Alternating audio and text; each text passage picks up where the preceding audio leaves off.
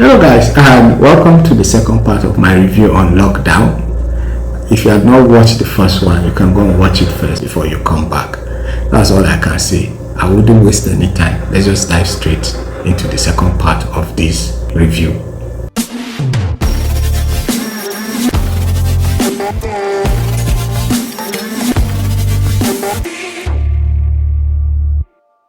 You should know that the disease caused by the Ebola virus is one of those diseases that are termed as viral hemorrhagic fever.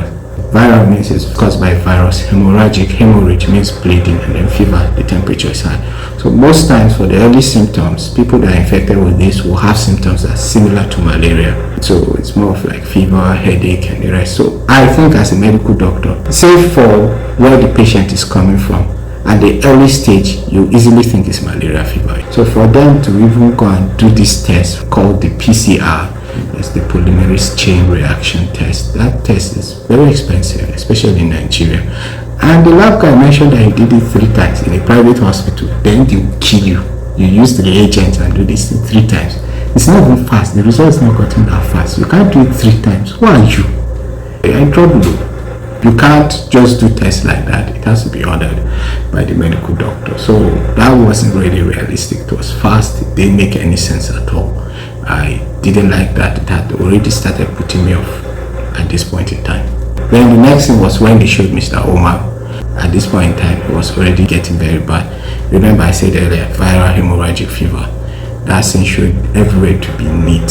It cannot be like that. When Ebola gets advanced, the person bleeds like mad, and this man just pulled the IV line from where it was. He should be bleeding profusely. I can really relate to that because early during my housemanship years, I attended to a patient with Lassa fever.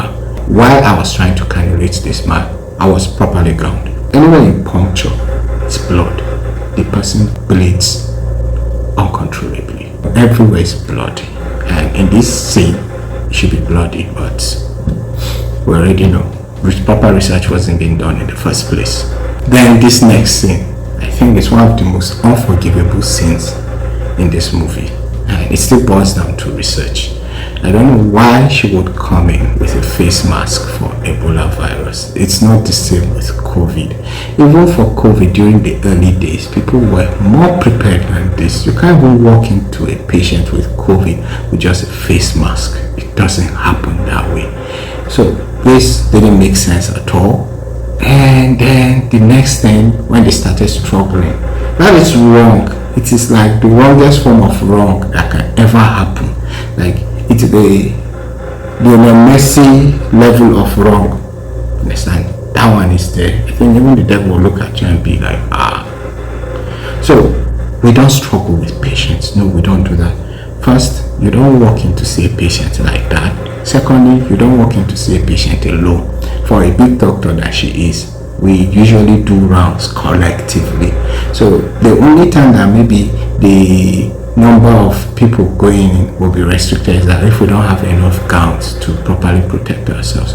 But that was just unrealistic. You just don't walk into a patient to ask him how he's doing. Also, we come in to review the patient as a team. See, let me tell you, we don't even tie patients down with ropes to constrain them. It's wrong. Then this one that you're struggling with the patient, the Medical and Dental Council of Nigeria will call you. You go and answer. You answer, and you'll be lucky not to be suspended at least. Then definitely was trying to overpower her, and a nurse came and injected him. The guy just suddenly fell. I don't know what that injection was. It's definitely iron because it was no IV. And to know this is that IV drugs work faster, and whatever tranquilized him on a syringe, I don't know how they did that. This was just to make it dramatic. And when she was about to touch the guy again, Omotola said, sorry, I'm saying Omotola. She said, don't touch him, don't touch him. Oh God, I'm tired. Then yes, the gate man or the security guy, I needed to talk about this thing. Being a security man in the hospital is one of the most difficult jobs you can do. Even as a medical doctor, I have gone through a lot with patients. Talk more of the other people that are seemingly smaller. They go through a lot too. I can understand that security man that went to lock things here. Keeping one person It's not there. Those guys would have mixed him and sent him away. So, but yes, these people go through a lot. So kudos to everybody working in the hospital, whether you're a health professional or not. You're really contributing to the functionality of the hospital, and these security people do a lot. They actually go through a lot like that. So next time you meet someone like that, please be nice. Then yes, your doctor Njoku came down to address these people. You had a contact with a patient that is carrying a contagious disease. You were not properly equipped, and you're supposed to stay in one place. You are supposed to be quarantined, especially for a disease like this that is highly contagious. For you making contact, just touching the person, you're already at a very high risk of getting infected. So even that driver that carried him to the hospital, he's not in the movie, he's missing. It's somebody that they are supposed to look for and catch him and bring him either to the hospital or somewhere else to be isolated. And the chances of him getting infected is very high if it's Ebola virus. And this Dr. Njoku now, that is a medical doctor, is supposed to know better. This is why I'll need to be mentioning this. Proper research needs to be done. You could go through this with a doctor. There are doctors that will volunteer. Look at me, I can volunteer. We can be doing that on Zoom even if you can't access me in Nigeria. But you pay me. Let's not talk about the police. Let's not talk about that. I'm just here to talk about the health sensor. Let's not talk about the police. It's another issue on this phone. Just two funnies hand. No further comment. Ha! This is the people that were gowned. Let me not even talk about the gown. Let me show you the proper gown for the Ebola virus. You can see it. You can see this one. You can see the difference. The director of NCDC carried himself and came to a hospital that there was a confirmed case of holovirus in Nigeria. Ha! No, it doesn't happen that way. The people understand this thing. I'm not saying anything further. Okay, let me say something further. It's the small doctors that come. The people cannot risk their lives and come down. It's a lie. He was even the one in front. It's a lie. It's not going to happen.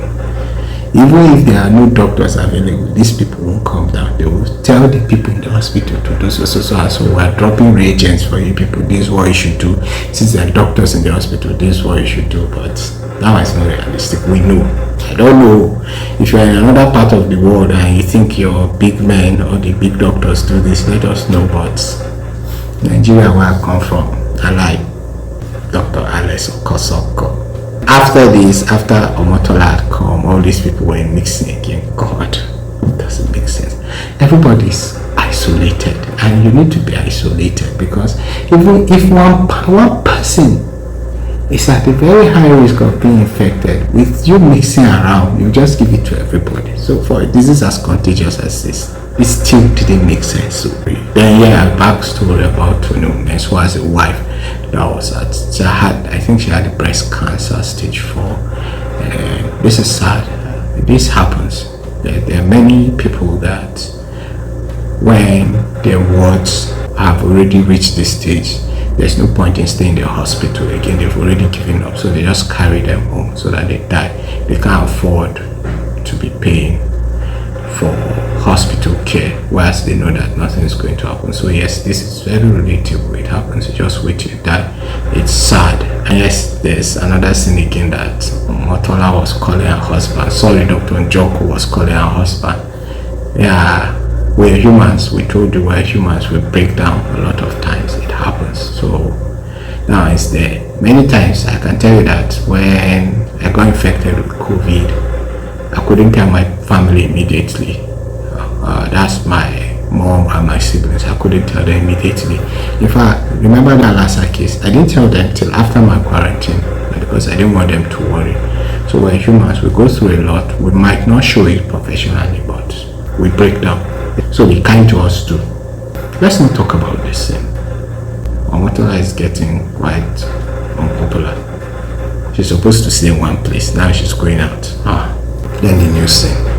Why I needed to mention this news thing is that there's something that they said in the scene, that the disease is transmitted from person to person when the mucous membrane of an infected person comes in contact with bodily fluid. make sense to you, but to us, that's nonsense. Sadly, we'll have to end today's video at this point. We will conclude in the final part of the video. Thank you, and I'll see you in the next video.